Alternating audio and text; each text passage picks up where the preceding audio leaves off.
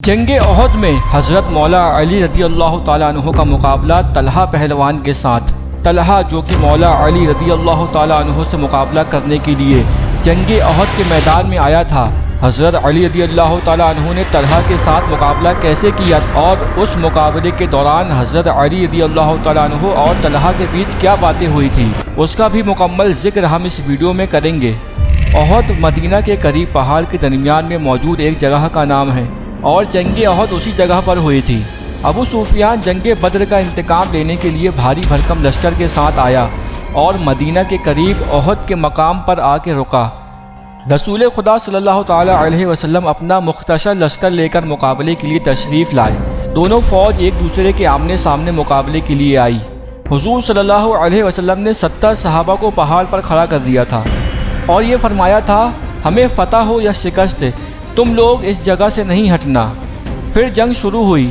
قریش کا پرچم طلحہ بن ابی عبدری کے ہاتھوں میں تھا۔ اس شخص کا تعلق قریش کے ذیلی قبیلہ عبدالدار سے تھا۔ وہ مقابلے کے لیے آیا۔ اس نے آواز دے کر کہا، اے اصحاب محمد، تم یہ مانتے ہو کہ اگر تم ہمیں قتل کر دو گے تو ہم دوزخ میں جائیں گے اور تم غازی اور مجاہد کہلاؤ گے، اور اگر تم ہمارے ہاتھوں مارے جاؤ تو تم شہید ہو کر جنت میں جاؤ گے۔ اب جسے غازی یا شہید بننے کا شوق ہو وہ میرے مقابلے میں آئے۔ شیر خدا مولائے کائنات حضرت علی رضی اللہ تعالیٰ عنہ اس کے مقابلے پر روانہ ہوئے۔ آپ نے اس سے فرمایا، اے طلحہ، تمہارے پاس گھوڑے ہیں جبکہ ہم حملہ کرتے ہیں۔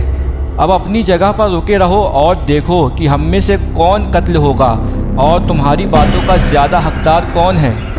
یقیناً ایک دلیر شیر تیرے سامنے آ چکا ہے اور وہ ایسی تلوار لے کر آیا ہے جو کند نہیں ہے۔ اللہ اور اللہ کے رسول اس کے مددگار ہیں۔ طلحہ نے کہا، اے نوجوان، تو کون ہے؟ حضرت علی رضی اللہ تعالیٰ عنہ نے کہا، میں حیدر کرار ہوں، میری ماں نے میرا نام حیدر رکھا ہے۔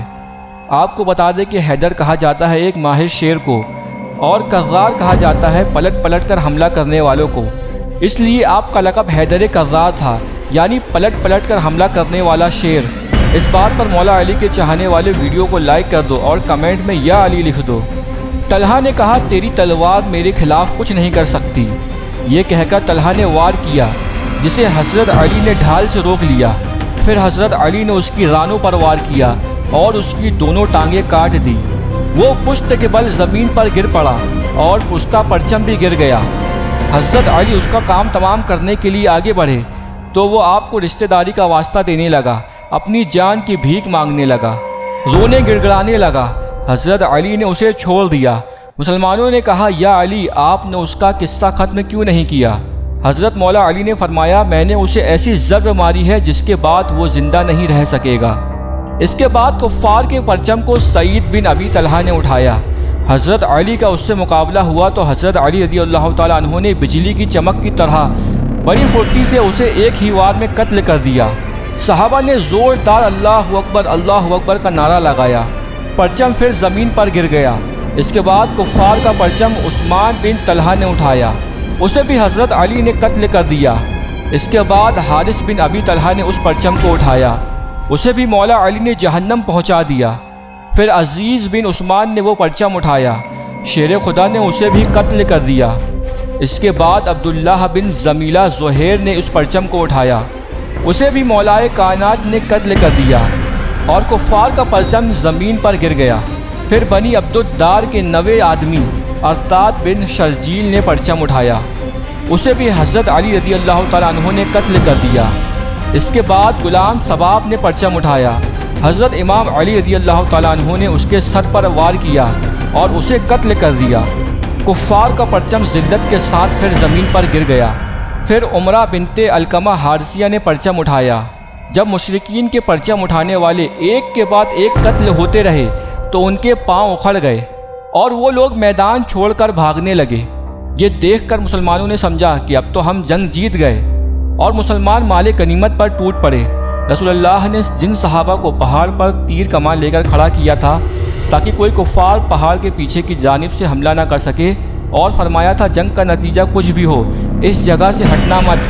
ان صحابہ نے جب یہ دیکھا کہ کفار کے قدم اکھڑ گئے ہیں اور وہ لوگ اپنا مال چھوڑ کر بھاگ رہے ہیں تو ان میں سے اکثر صحابہ نے اپنی جگہ چھوڑ دی۔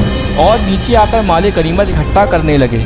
اب پہاڑ پر صحابہ کی تعداد بہت کم رہ گئی۔ اس وقت خالد بن ولید ایمان نہیں لائے تھے اور کفار کی طرف سے مسلمانوں کے خلاف جنگ لڑنے آئے تھے۔ جب خالد بن ولید نے یہ دیکھا کہ پہاڑ پر مسلمانوں کی تعداد کم ہے تو انہوں نے دور جا کر اپنے لشکر کو اکٹھا کیا اور پہاڑ کے پیچھے لمبا چکر کاٹ کر پیچھے سے داخل ہوئے۔ پہاڑ پر جو چند صحابہ تیر کمان لے کر نگہبانی پر موجود تھے انہیں شہید کر دیا اور مسلمانوں کے لشکر پر پوری قوت سے حملہ کر دیا۔ مسلمان اس اچانک ہوئے حملے کا مقابلہ نہیں کر سکے اور اس جنگ میں تقریباً 70 مسلمان شہید ہو گئے۔ باقی افراد تتر بتر ہو گئے۔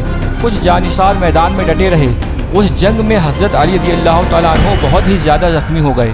ایک روایت کے مطابق حضرت علی رضی اللہ تعالیٰ عنہ کو 90 زخم لگے۔ جب مسلمان اللہ اور رسول کے احکام کے خلاف کرنے لگے تو کیا حال ہوتا ہے، اس جنگ نے ہمیں سکھایا۔ آج مسلمان جو ذلت پہ ڈوبے ہوئے ہیں، اس کی یہی وجہ ہے کہ آج ہم اللہ اور رسول کے احکام پر عمل نہیں کر رہے۔ رائٹ والی ویڈیو میں ہم نے حضرت علی کی 400 پہلوانوں جتنی طاقت رکھنے والے پہلوان سے مقابلے کے بارے میں تفصیل سے بتایا ہے، اور لیفٹ والی پلے لسٹ میں مولا علی رضی اللہ تعالیٰ عنہ کے کئی زبردست واقعات ہیں، اور آپ سے گزارش ہے کہ ہمارے چینل کو سبسکرائب ضرور کریں۔